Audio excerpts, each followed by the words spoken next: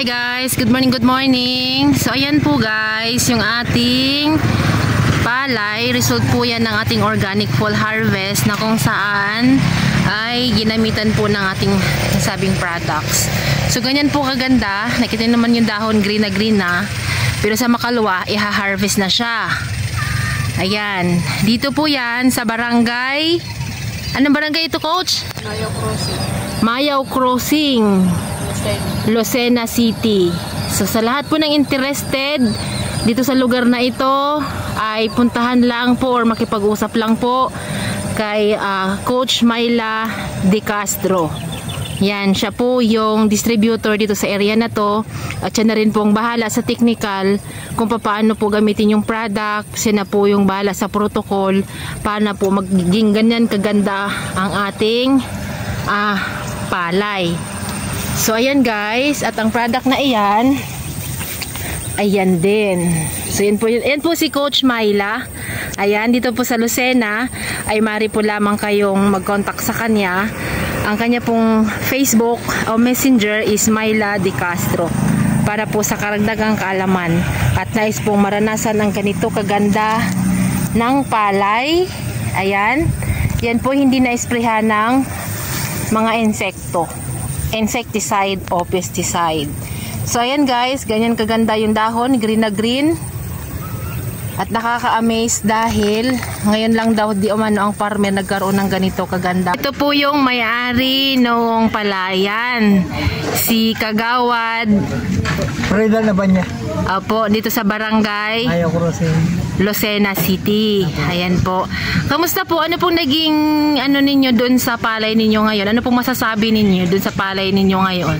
Ang aking dyan sa aking obserbasyon sa aking pagkakabigay ng produkto, produkto na kung saan po ay gumanda. Unang-una po yung ng bunga ng ating palay, mabintog na yung lahat ng uhay ay may laman. Opo. Ay, kamusta po ba yung dati? Hindi ba ganyan kabintog nung nakasintetic kayo? Nung dati ay mayroong yung bagang pagas at tawag dito yung mayroong ipa.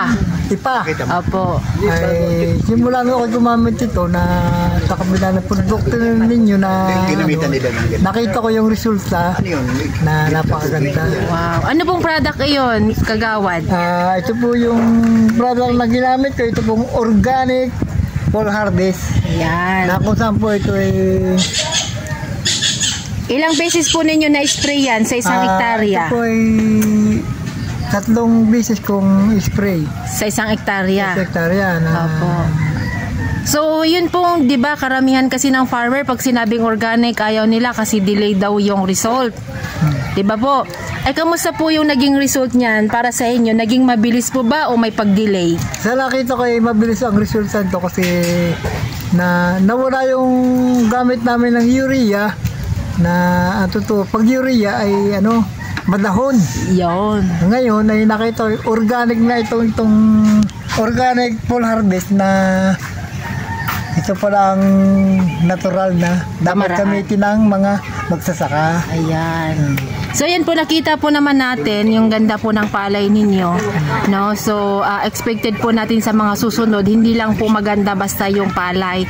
Kailangan din po na maging maganda yung harvest, mag-increase at palilitin po natin yung ating gastos. So sa pamamagitan po niyan, pag-adapt po ng makabagong paraan o new technology of farming ay magkakaroon po ng magandang hanap, kumbaga negosyo, dahil tayo po mga farmer ay nagne-negosyo, tama po baga? Tama. Opo. So, salamat po. So sa mga nagnanais at mga gustong magbago ng kanilang pagbubukid, gustong mag-upgrade o gustong umadapt ng bagong technology, ito lang po yan. Ang organic fall harvest po ang solusyon sa lahat ng problema sa ating pagbubukid. Iwas po sa mga lason, less po ng expenses, at syempre more harvest. So guys, follow for more.